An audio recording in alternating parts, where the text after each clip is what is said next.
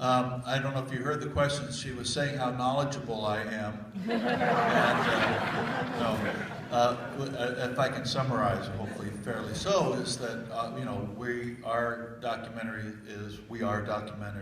historians to tell the stories of the past. Both Ken and I firmly believe that that's an essential part of also knowing who we are, and hopefully making possible a better future by a greater knowledge of who we are as Americans, where we came from, and both the great things that we've done as well as the things that aren't so great that we've done. Only by looking at that can we make a better future. But her question, I believe, was how those were different times when George Dorr was with a few friends, whereas buying a property and then donating to land. And what do I think of the future for national parks? Is that fair? Okay. And I just want to remind you that I'm probably the worst prognosticator on everything from politics to baseball to everything else. Here's what I think,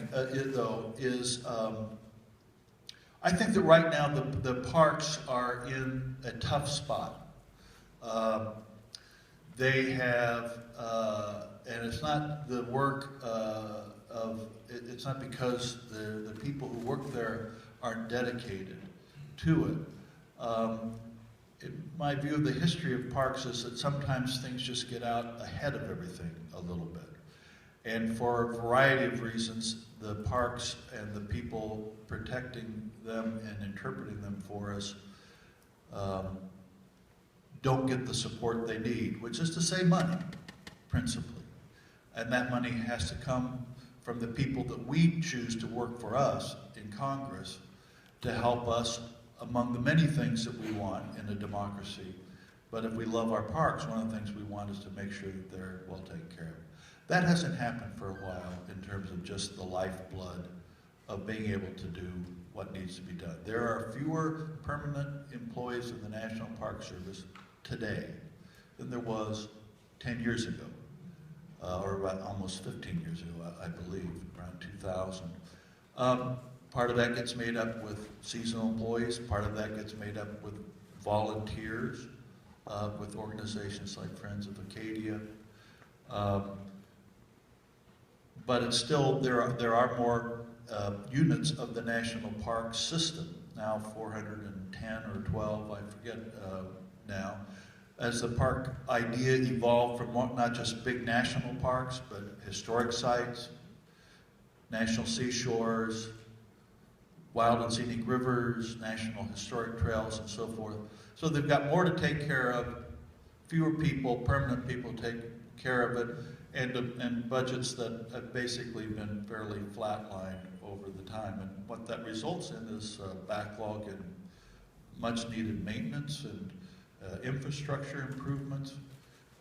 There are also new demands here in Acadia of people wanting to come see this lovely park as they should. And baked into this democratic experiment of applying the Declaration of Independence, that all people are created equal and they all have an equal chance to the pursuit of happiness, is this tension that is part of who we are. It does belong to everyone, and we can't. But that's part of the genius of it. It's not just for royalty or the rich or the well-connected. Every single person is an equal owner of these magnificent places, and they need to be encouraged and welcomed to come. And there's also management problems that come from that when they come in such numbers that we're not, we have trouble dealing with them. And we're in a moment of that right now, I think, in the history and evolution of parks, and it's happened before in the 50s, particularly when the parks were ready for the big surge of baby boomers coming with their parents in station wagons after World War II. Those things are management problems, and I'm not dismissing them or diminishing them. They are, but they are management problems that can be I think, grappled with and solved, as Horace Albright said when they created the National Park Service, which said this service is going to keep these places unimpaired for future generations. There's a tension that's built into it. But he said that we understood that there was this contradiction, this paradox, as he called it. But we thought that with loving thought and hard work and intelligence, those things could always, be tried to be kept in balance. I think the biggest crisis that the parks face right now is people who love their parks need to let their Congress people know that they need some money. They need to be supported better. So those are management problems. The other thing that is more dire to me in terms of the future of national parks is an existential problem.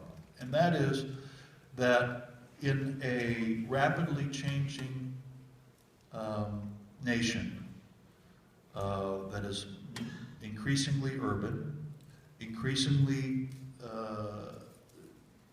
bound to technology, increasingly diverse, which means that there are lots of people who, for a variety of reasons, the notion of going to a national park doesn't occur to them, or if it does, they feel for a variety of reasons, some not correct, some based on historical and cultural reasons, don't feel welcome in national parks. If that continues, and we don't get young people to come to the parks, or families to bring their children to the parks, then what we already see is something of a problem, which is everybody loves their parks, Congress says they do, and Congress doesn't give the parks the money that they need to do the job that we want them to do. That will only become worse, because we'll have fewer and fewer park champions unless we engage this next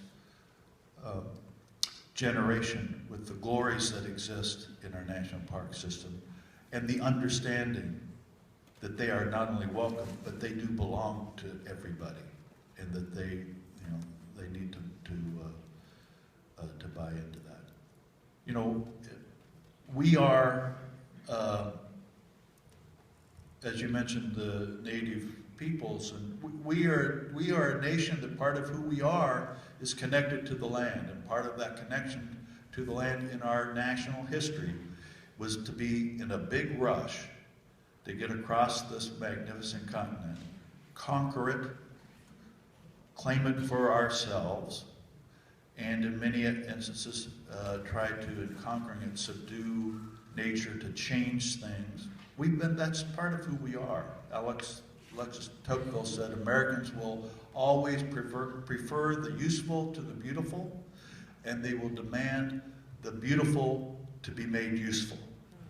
And that was a very wise view of who we are as Americans in the 1830s, and we are still those people. Are we the nation that the people who could take the most magnificent species of animal ever to inhabit this continent, the buffalo bison, and take 30 million of them and bring them down to 25? Yes, we are, in the name of commerce and for other reasons. But we are also the nation that took a step back from that brink of completely driving those beasts to extinction, and by virtue of having created a national park, created a refuge, unintentionally, but created a refuge for them to not disappear, and then set about to try to bring them back. And now, they are. And, they exist in 500,000 buffalo now, but it's not anything close to 30 million. But that's who we are. We're always in this, that's part of who we are. There will always be someone who will look at a magnificent canyon and think, what a wonderful place to build a dam. those people, that's part of who we are. They're going to see a mountainside and say, I wonder how much timber we could get off of there, how many board feet. Or to say, I wonder what minerals are underneath there. Or see a beautiful valley and think, I wonder how many 2-acre lots and championship golf courses we could get from that. That's part of who we are, and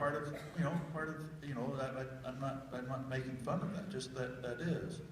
But we are also the people who created the first people in existence to say that some of our most magnificent sacred places should belong to everyone and should be protected forever for everyone. We are that people too. And so the future of parks is like the future of democracy as well. It's up for every generation to renegotiate and rededicate themselves if they want to continue. So, yeah, sorry, back there.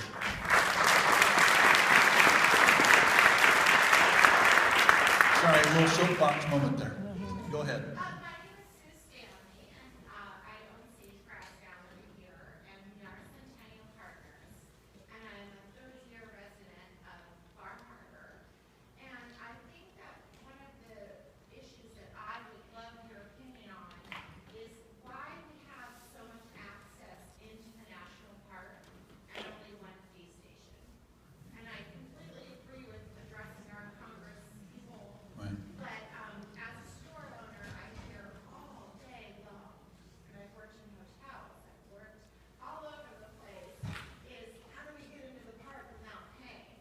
And I just think that for a long time it was $10 a day, you know, and I think it's gut-wrenching to have Americans come to view our beauty and splendor and, you know, come up with $10 or $20 to go to the national park.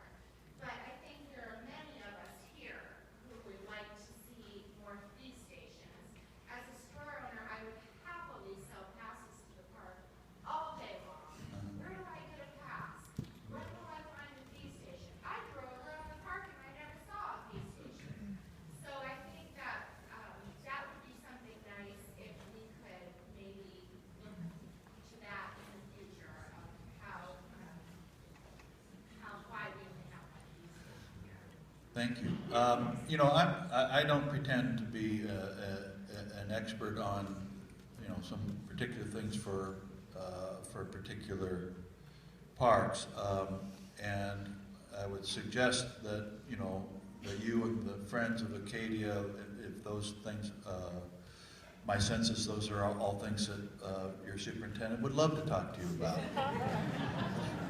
See, as an honorary park ranger, I'm not an honorary superintendent yet. I will tell you this, though. I think I'll just make this note, two notes.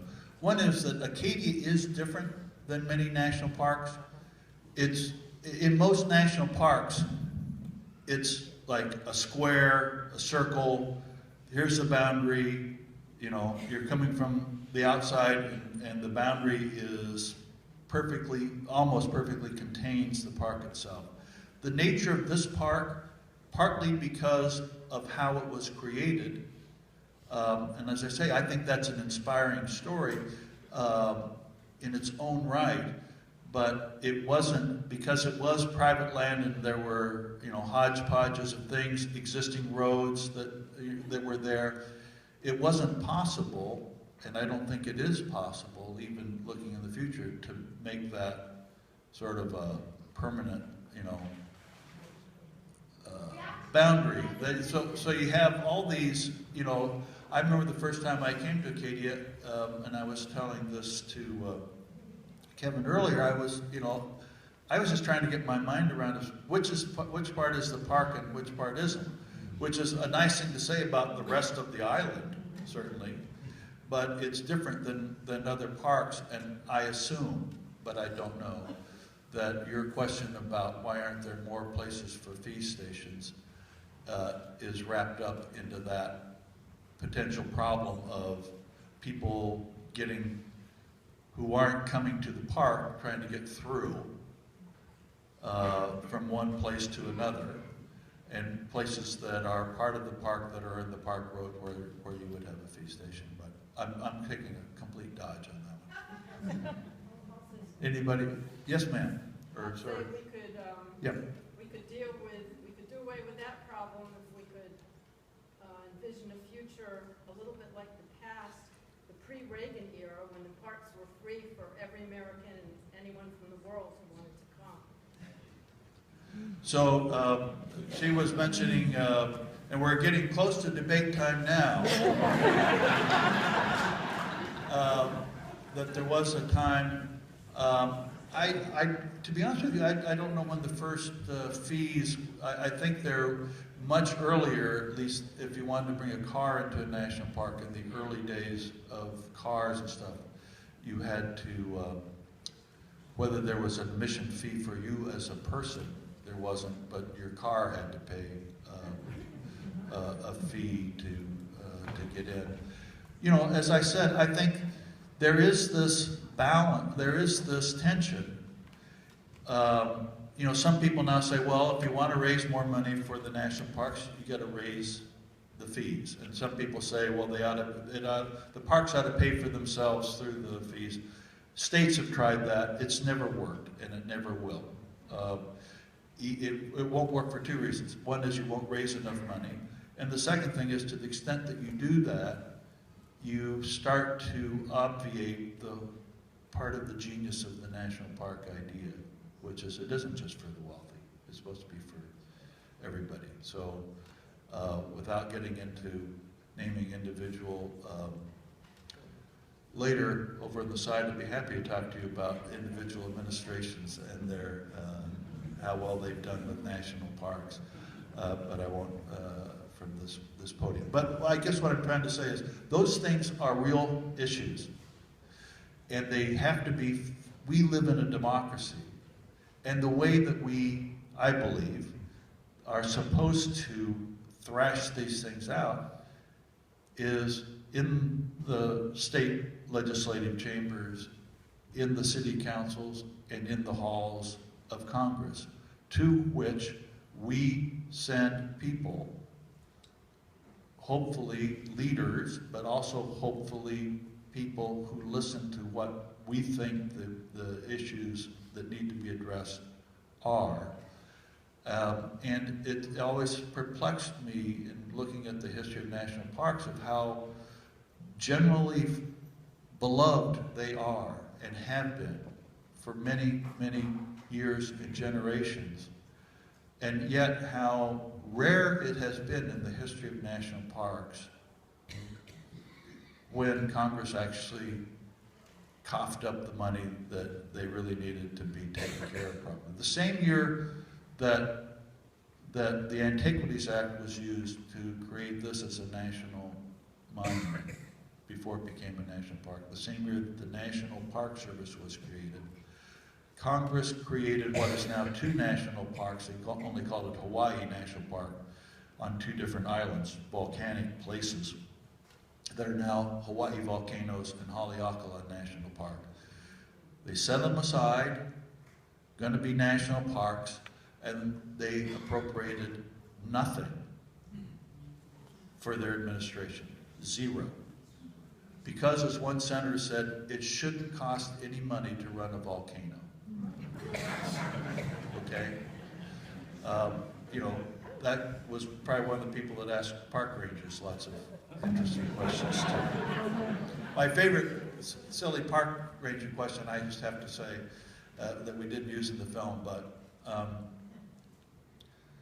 I got to know, working on other projects on American history, particularly in the American West, I went to a lot of different, battle sites and things like that, and became friends with a Native American park ranger at the site of the Battle of the Little Big Hole in Montana, where Chief Joseph Nez Perce had suffered a surprise attack on their trying to flee to Canada because they refused to go onto a reservation. But he was telling me about having given this tour to a family, a couple from the East, and was talking about the battle that took place, and when it was all through, the woman said, well, this has really been really informative and educational. And said, you know, before we came out here, we did a tour of some Civil War battlefields and some Revolutionary War battlefields, and it just prompts this question. She said, why is it that so many important battles were fought in national park sites?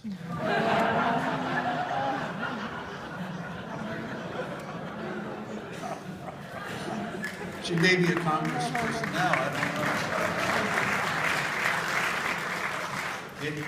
Anybody else got a question? Yes, sir. We've all been to a lot of different... First, thank you and Ken Burns for that wonderful series. Thank you. My Go ahead, sir.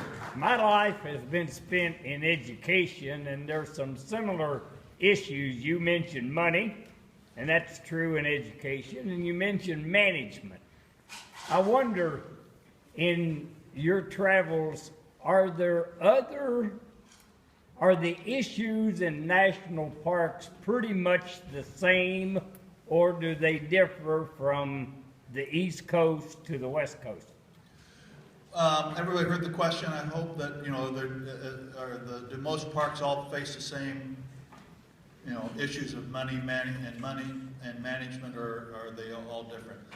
I think that the issues of money are system-wide, and the challenges for some parks are how are we going to deal with all these cars that are coming in now, and are trying to come up with management ways that still encourages people to come and yet mitigates the impact that, you know, that can make both the experience miserable for people and can have a terrible impact on the park itself if that's, you know, if there are too many. There's some parks that would love to have some of that traffic as well, because they get overlooked. And I think part of the management issue for the system itself is to try to, as they're trying to do in the centennial year of the Park Service in the quote, Find Your Park campaign, is try to encourage people to understand that there's a lot of parks. It's not just the iconic ones. And maybe get some of that yearning to connect with those with special places to some of the places that don't get it. There are different issues with every park that is, you know, somewhat unique. The question of how many places can you have a fee station is, you know, more unique here. It occurs in some other places as well, but it's more unique with that. And every park's got its own flavor, I suppose.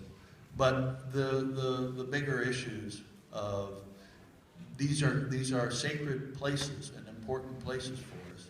And then, you know, money doesn't solve all the problems, but it'd be a good place to start to help out on some things. And we found this in the 1950s and 60s when the Congress agreed on a very ambitious program to, to repair the roads, to repair the toilets, and to build a new thing called a visitor center to help guide people through the parks, a thing that was started as part of this to prepare for the 50th anniversary of the Park Service. And it was called Mission 66. Had a profound impact. In the 1930s, you could hike trails all around the park system that were built by principally young men from poor families who were part of the CCC crews, who left an enduring mark in the parks because of a government program that both gave them the dignity of work, but also allowed them to do something that we still benefit from today. Yes, sir. Your favorite places or moments in the parks, either when you were shooting the series or just your experiences? The question was any favorite experiences in shooting the parks. You know, watching the scenery and the shots from that series, to me, is like watching, home movies, in the sense that I wasn't at every single shoot, but I was at 90% of them, and I had scouted the place ahead of time as well. And so, I see a scene in our film, and I'm remembering the sort of the joy of, I'll never forget reading about that little anecdote about George Doris' life and his ashes coming down those teacups. And as a writer, I thought, God, you can't make this up.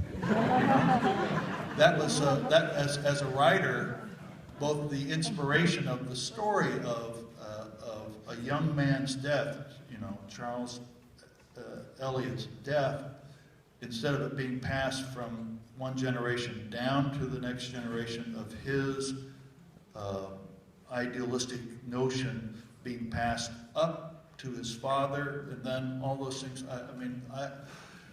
That's part of the joy of what I do. But any of those moments, I can look at that, and I remember, as those young kids were saying in that earlier film, I remember getting up that morning. And I remember some of the shots. There's a shot of the Grand Tetons right before the end of the introduction. It's a time lapse where things are swirling and everything. We got up that morning. It was before light. We were planning to go down to the Snake River and set up and wait for hopefully a nice, display of light displaying across the Tetons. And as we got there, we could see that it was socked in with fog. And so, as Ken likes to say, God is our lighting director. We don't give him orders or her orders. We take what we can get and try to make the most of it. And so we decided not to drive. I said, well, we can't drive in there and be in the midst of that soup. So we just set up and decided, well, let's try a time lapse, having no idea what would occur. And what unfolded was this gorgeous shot. I'll never forget that moment. And probably, though, if you held a gun to my head, one of the most memorable things for me was at Hawaii Volcanoes.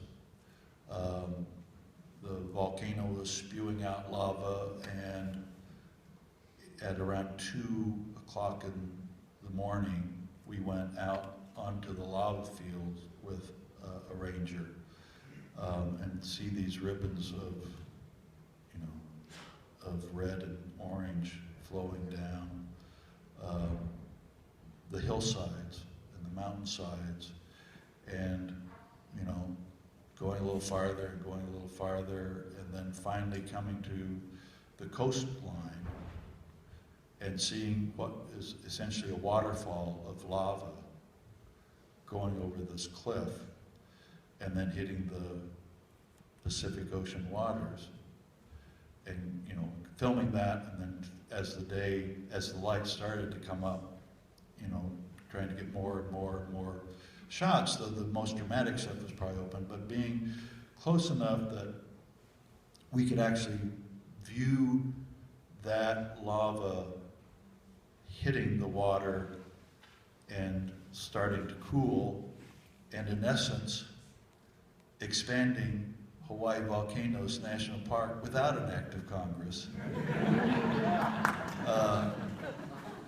But seeing that creation of new land, that primal force, and we use that in a part of our film over a John Muir quote that says, "One learns that the world, though made, is yet being made, that this is still the moment of creation." And that notion that these forces that made this earth and started things in motion are still going on, both destruction and creation at the same time, was a cosmic experience for an Iowa boy. Thank you all for coming out.